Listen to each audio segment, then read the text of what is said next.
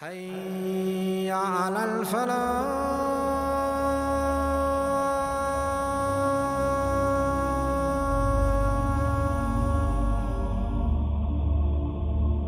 Iblis is a creation of God. Iblis is a jinn.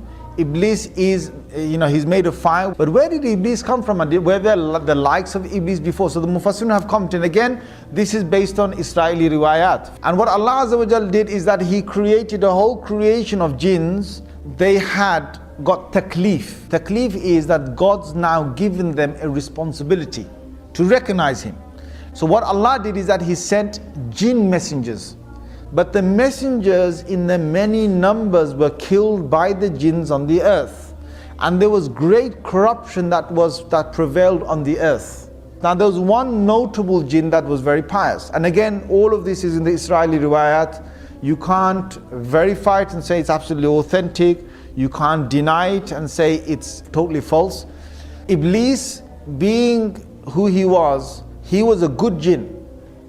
And he started to worship God to the extent that there was no space in the heavens was left. But Iblis had gone there and he had worshipped God. Until then, Allah Azza wa Jal allowed him to come in the company of the angels. Allah decided that He's going to send the angels down to the earth and to banish the jinns that had causes a lot of corruption on the earth. Iblis volunteered that if he can come with the angels to kill these corrupted jinns on the earth, and Allah Azza wa Jal gave him permission. So he came and they killed a lot of these jinns. They left only a few on the earth. And from these few again the progeny of the jinns would start. Now Iblis returns back.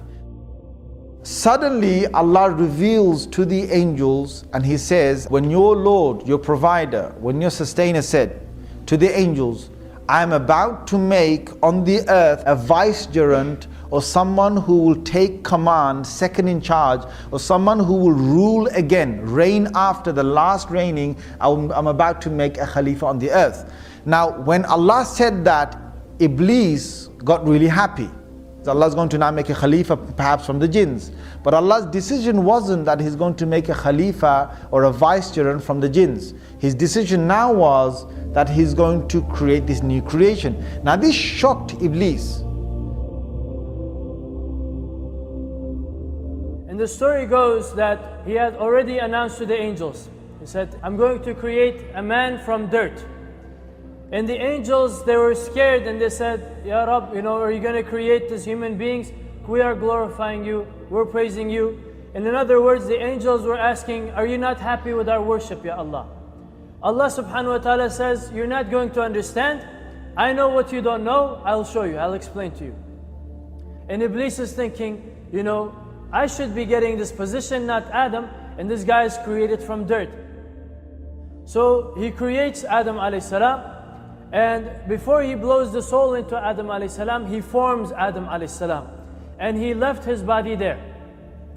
And now Iblis comes up to the body of Adam alayhi salam, and he finds that this body is dark and is made of clay, and Iblis starts hitting the body and it starts making sound.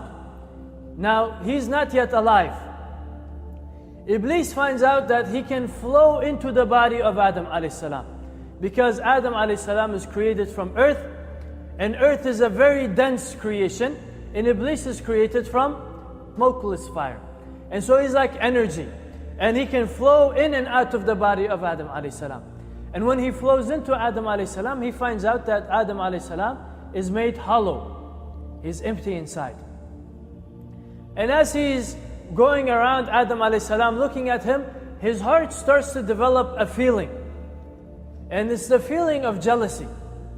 And as time passes, the body of Adam alayhi salam is drying and coming into his form, and this jealousy starts to grow in the heart of Iblis until it completely takes over his heart. Now Iblis, he doesn't fight against it. He lets it go. And this hasad starts to burn and grow until it completely takes over Iblis. We blew into Adam from our soul, from the ruh. And Adam alayhi salam came to life. And Allah said to the angels, bow down to Adam alayhi salam. all of the angels, Allah subhanahu wa ta'ala says, bow down. They all immediately, right away, they bow down to Adam alayhi salam. In Iblis, he doesn't bow down. And Allah subhanahu wa ta'ala says, oh Iblis, why don't you bow down when I commanded you to bow down? Iblis says, I'm better than him. You created me from fire, you created him from dirt. I am better than him. Allah subhanahu wa ta'ala says, oh Iblis, are you sure about this? Iblis says, yes. So Allah subhanahu wa ta'ala says, get down from here, you are indeed cursed, and you have my curse upon you until the end of time. Now Iblis has a chance, still. He can still plead with Allah subhanahu wa ta'ala. He says, Ya Allah, give me one dua, just one dua. Allah subhanahu wa ta'ala says, ask. He says, I want you to give me time and let me live until the end of time too. And I want you to give me power over Adam. And I want you to give me soldiers and minions and all of these things. And I want you to be able to give me the ability to whisper into the hearts of mankind and all of these things. And he makes a massive dua. It's not a small dua. He says, give me kingdom until when? The end of time. And Allah subhanahu wa ta'ala says, you have time. Now Iblis, after his dua is answered, he turns to Allah subhanahu wa ta'ala. He says, I swear by your honor. He says, because you misguided me, I'm going to turn all of them away from your deen, except your servants who are sincere. And now look at this guy. He declares war on human beings. I'm going to come from everywhere. I'm going to deceive them. I'm going to work on them. I'm going to do everything that I can do to take them away from the righteous path, to prove to you they're not better than me.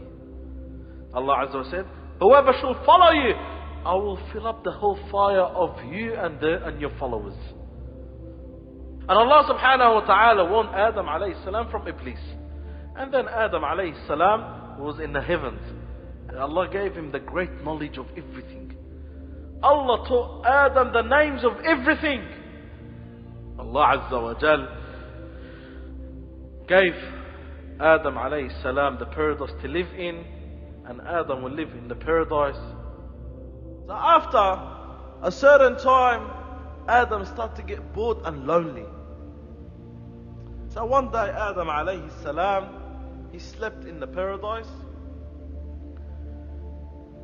Allah subhanahu wa ta'ala took a bone from his left ribcage, and Allah Azza wa Jal created from that bent bone, Allah Azza wa Jal created Hawa, a female human being. So after Adam alayhi salam woke up, he saw a human being but different to his character, different to his looking.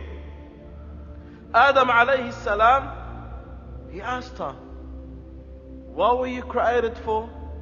She said, so I could live with you, to live with you in calm and peace.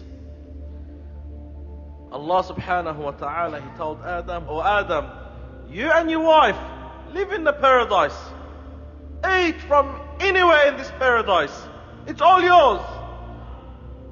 But don't go and eat this certain tree. If you do, then you and your wife are from the oppressors. Shaitan was kicked out of the paradise. But Allah subhanahu wa ta'ala allowed him because of the challenge that he put. He hates this human being.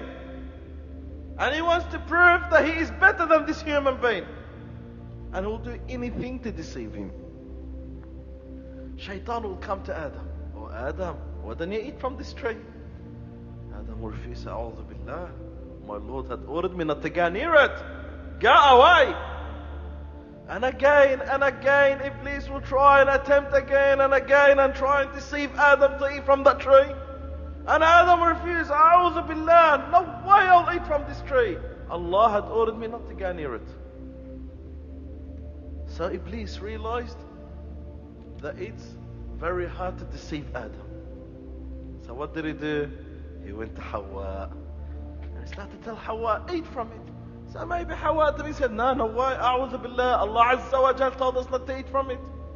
But later on, once, twice, 3 times, and then Shaitan said, The only reason that Allah Azza wa Jal doesn't want you to eat from this tree is because if you eat from this tree, then you become from the close ones to Allah Azza wa Jal, and you'll live here forever. So he deceived them. He even promised. He made a promise that I'm only a good, peaceful advisor. So Hawa started to put pressure on Adam. Let's eat from this tree. And if we eat from this tree, we might end up being angels. And putting the pressure on Adam, speaking to Adam, until Adam alayhi salam accepted to eat from that tree. He thought if he eats that tree, he'll please Allah subhanahu wa ta'ala. So Adam alayhi salam ate from that tree.